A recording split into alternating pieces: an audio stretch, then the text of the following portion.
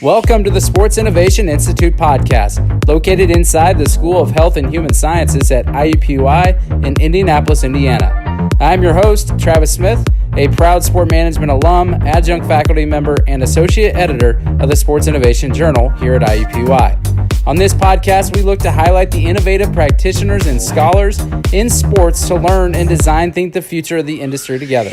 Thanks for listening to the Sports Innovation Institute podcast.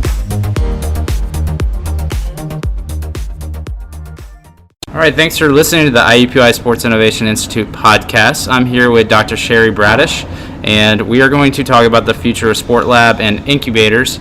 And so first off, Cheri, thanks for being on the podcast. I appreciate it. No problem. Good to meet you. And so we're doing this live at the SMA conference and here in Chicago, Illinois. And so why don't you just first maybe tell us where did you study, and then what has always been kind of your research interests? Sure. So I did my master's and PhD at Florida State University. And with the sport management degree, I also did a minor in marketing. And looked and had opportunities to work in athletics and did 2 commercial sport co-op placements at Nike Canada and the Vancouver Grizzlies. I say that because it gave me a leg back in a network in Toronto. And so within sport marketing and sport business in general, I really think I've been focused in 3 areas, whether it be industry, academic, kind of on that fence of input and knowledge transfer, girls and women in sport, sport and social impact over the years, and then in particular over the last 5 years, and the last 7 years since being at Ryerson, really sport business trends, and in particular looking at kind of future forward strategic management decisions, and that is within the sport innovation space. So how long have you been at Ryerson? 7 years now, and I was at Brock 16 years before that. Okay. Wow. Mm-hmm. So how did you get involved with creating the Future Sports Lab and the incubator? And then we'll kind of break into what that is. But sure. What was the kind of void that you were all trying to fill with Sure. this? So so I came to Ryerson in 2013 in a research position with a sport marketing endowed research chair. At that point, we were deciding and kind of looking at what do we do with this and how do we want it to impact the field. Fast forward a couple of years, we spent a lot of time. Ryerson has been very forward thinking in the incubator space in general, and they have a incubator called the DMZ. And we came together collectively with some key stakeholders, both on the academic side and on the industry side in the sports space, and said, let's do something in the innovation space for sport. And what we knew, but we didn't know so profoundly, is at that point, we were the first forward-facing, industry-focused sport innovation project in North America. Harvard had done something, and we knew about innovation happening broadly in a conversation about a lab through Nike with the Fitbit. But we were the first ones to really do it. And then it was in that same year, right thereafter, that both Stadia launched and did the Dodgers program. And then right thereafter is the 76ers lab. So that's been good for me personally and kind of professionally, because it's allowed me to build a really good network of those of us who started at the beginning, and you know, even intersecting with your colleagues at Indiana in terms of a lot of this is successful because of the network, and kind of in any area, but in this area, it's been good to be able to build a strong network of people that really look out for each other in this space and more of a community and value the collaboration. And it's really important because a lot of startups now, we see touch point more than one incubator, one innovation program. So it's very helpful from that due diligence and even pressure testing. Would these companies be good fits for us versus other places? So it's been beneficial, and really just even the nuance of the private-public partnership is also important to pressure test with other colleagues. So I'm familiar with incubators. I think a lot of people are, but for those that aren't, I mean, can you maybe just introduce, like, what is an incubator in your terms, and then maybe tell us what's that setup and the process works for your program as far as from application of a company through the final showcase? I mean, what's kind of the evolving process of being part of the incubator? So an incubator is really just broadly defined as a space, and it can be a physical space or community, where in this innovation economy, we are working with companies, mostly startups, early stage, and most of them have a tech component, and wanting to accelerate their growth and development in the marketplace. And that's often accomplished by a few things: investment, access to network, and then pilot opportunities. We don't actually, in the project we're doing now versus the project I did in 2015, MLSE at this point does not, and we don't have an investment strategy attached to it. It's just mainly hinged on pilot opportunities. Okay. So that is what an incubator is, and then to complement that is the accelerator programs, which are for more advanced, developed companies that have gone through the first or second rounds of funding, and they then are looking for different types of investments, different types of mentoring, different types of coaching. Very similar kind of pedagogical models or programming models, but it's a different kind of skill set, and you're looking for a real relationship with the venture capital community, et cetera. So that's how they complement each other. And so it's these more are like established companies that they've already kind of gone through that beginning phase, and you're really quite literally trying to accelerate them to just grow and scale. Yeah, and they're all at different phases for sure, but that's the intent of it. And then so many of them are housed and couched in institutions of higher ed because of the link to talent and the link to thought leadership and thinking from students and manpower for students. So there's a lot of research that we know and anecdotal evidence that it's really important to create those partnerships between the institution and a city footprint or a metropolitan footprint and a corporate partner when building these spaces.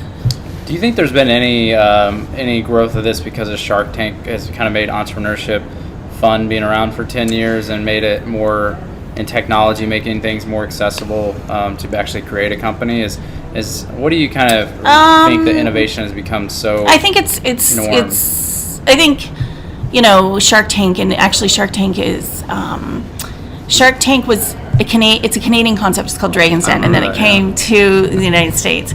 I think that's the pulp culture version of it, and it's a great way to describe to the layperson or layman, laywoman what we do.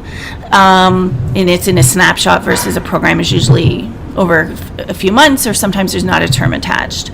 But I also think it's also coupled with the increasing rise of digital and technology solutions in a particular industry.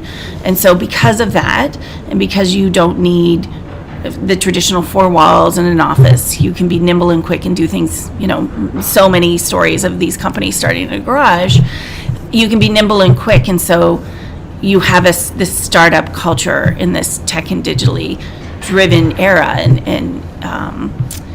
and so because of that, there is ecosystems for people to turn on light bulbs and start new ideas, and so that's how it all kind of evolved. Hey listeners, a quick message and then we'll get right back to the interview. I wanted to quickly tell you that the Sports Innovation Journal is now accepting submissions. If you have or are looking for a place to publish your innovative thoughts and studies on the sports industry, then please consider the Sports Innovation Journal.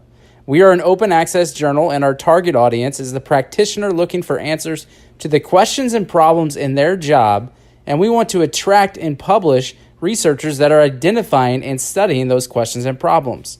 If you are interested in learning more about the journal and wanting to submit or sign up to be a reviewer, then visit the link in the episode notes or email Dr. David Pierce, the editor and director of the Sports Innovation Institute, at dpierce3@iupui.edu, dpierce3@iupui.edu. Now let's get back to the interview. And you have so they have access to advisors and mentors. I think there was a showcase that you've done in the past where the companies from the cohorts do it. What's that like? And then how do you actually reach out and get those people on your, either whether you call it a board of advisors or mentors? How has that process come, and where do you kind of pull those individuals from? So we started this project in 2015, as I said, and kind of launched. we evolved because we were doing things with MLSE already and trying to build an academic partnership with them. And it was a two-way conversation. They came to us as much as we came to them in terms of what can we do together for logical reasons. Because they have the teams and they have the front office, and it's a large company and a bit of the top of the pyramid or the top of the mountain with regards to reputation in the industry in Canada. So that being said, at that point, we were already really working with a number of advisors and mentors and already had identified who we felt were really good change agents, because you really need champions of sport innovation and people that want to take the time to mentor and advise and help with programming and really are interested in new ideas. So I would say if you look at kind of our current, and we have a couple layers of governance. We have a high-level layer of governance with MLSE, and then we have a more hands-on advisor network that advises us on some of the key decisions about how we're going to grow with the startups. And then we had the mentor network. Many of those people we at Ryerson were already working with before in the sport innovation space. And so some of those qualities that we were looking for, I just outlined in terms of, are they an influencer in their company? Do they understand tech and innovation and kind of even, bigger thinking within the company? So fortunately, you've already built a network to actually, it's by like having that before the partnership with and then it was very, and then we balanced everything with MLSE representation, which was appropriate in every kind of shape and form.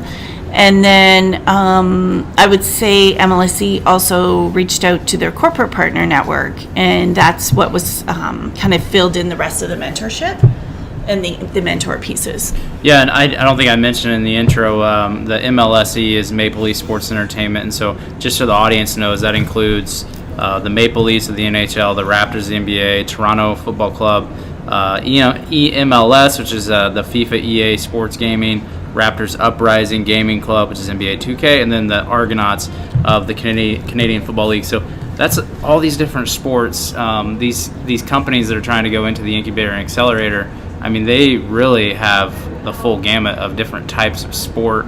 And they also, many of those teams had developmental teams as well. So there's always seems like the partnership is great to tie that in. Just so the audience knows. It's good for the startups because they've had opportunities to pilot with those organizations, regardless of the professional level or that development level, as you identified. Now, the companies that apply to be in the cohort and the accelerator, is it limited to just Canadian, or is it international? Or so we want to be seen as, in one of our taglines is Canada's leader in global sport innovation, and so we can accomplish that in a few ways. I mean, we're conscientiously integrating the MBA students into the programming, so that's creating new talent in the field, whether they're actually attached to a startup but they have the knowledge of the startup, will help the industry down the road and that startup innovation economy culture. And we also will give advice and have opportunities to work with and speak to Canadian startups. But the actual competition for startups to go through the program is open. So it's not restricted to Canadian citizenship. And a bit of that is the sign of the times in terms of the marketplace. There's so many of these incubator programs. If we want to cast a wide net, it was advantageous for the partner in particular to be able to go broadly. But we are very conscientious of our nationalistic commitments and intent in even looking at the different demographic profiles of the startups, that we've balanced things and kind of represent the core of who Toronto is. The franchise partners, so like the MLSE, basically those, I see the benefit and the incentive for the companies, obviously, that are trying to accelerate this, but not talking about any one team or franchise within that company, but what is kind of the incentive for them to partner with these accelerators? So at Ryerson, there's actually over about a dozen different kind of corporate incubator innovation partnerships in different industries and fields, from bioscience to engineering to health science to cybersecurity. And the intent of it is back to some of those principles I talked to earlier, which is if you work with an institution, you have access to our broader innovation network. You have access to talent. You can integrate in programming. And it's also a community service play, really. It really just allows the organizations to kind of give back to the communities more fulsomely. So that is how it was established. Yeah. Do you have any kind of exciting projects that you want to talk about, or without? I think what's kind of one of your favorite experiences of this whole program so far, looking back over almost 5 years? I think without a doubt, it's always about the people. It's about the people you meet and the opportunities of what you do. We're the only ones in Canada, but we're still close to the States. So, I'm just coming from a conference in Philly, and was invited for some colleagues there. And so the network is a wonderful experience. And I think the one thing I always say when you have the time to pause and talk about the depth of the program, I've been teaching sport management and engaged in education in this space 25-ish years. And without a doubt, these multidisciplinary, forward-thinking startups and teams and the people attached to them, the being around trying to solve new problems for the next generation of the business is really fascinating. And so for sport business programs like ours, who start to play around with this, and I would encourage them to do so, why do you stay up at night for this? Because I truly believe that these are the students that are exposed to this are going to change the industry, because they understand problem solving in a way we really don't talk to the students about, like applied problem solving and creating an app or an application, or understanding running your head through the wall. As an analogy, as a business person, right? Staying up late, ordering pizza, and creating new technologies and innovations. So my analogy is this area of what we do is turning on light bulbs in ways I haven't seen before. Well, that's great. I think it's awesome just to see how entrepreneurial students and new graduates are becoming, and it seems like it's ingrained in them just from thinking about how long Apple has been around, for example. It's really their whole life now. So it's an exciting time for sport industry. It seems like every day there's some new cool technology thing that's coming up. So we'll close it by really just asking, where can they see more, listeners see more about about your project? You have a website? So thefuturesportlab.ca, and you can always access it through Ryerson University, and then on social. Instagram and Twitter and LinkedIn. You have a newsletter or anything we can link and up? You can sign up we'll through the website. So it's really just through those ways. And then I think if you start to spend some time, it's such a robust topic on the social media and there for students to consume. And so even if they're not part of an accelerator, it's really easy to quickly learn what are the key verticals in this space, and how you can start to keep on top of them and understand them. Because to think about gambling and esports and AI and how those things affect the industry today, it's fundamentally important to be part of those conversations. So, Well, thank you so much. You're welcome. Hopefully there's some potential collaboration with the Sports Innovation Institute moving forward. That. We're opening. We'll let David know we signed a deal in Chicago. Well, there you go. So we have the Sports Innovation Journal that we're now accepting submissions, and it's not just traditional research. We like to highlight a lot of the things that your companies are doing, and then also here on the podcast. So maybe we'll have to interview some of your companies that come out of the program and just give a little bit of exposure. So thank you so much. Thank you for your time. Okay, nice to meet you.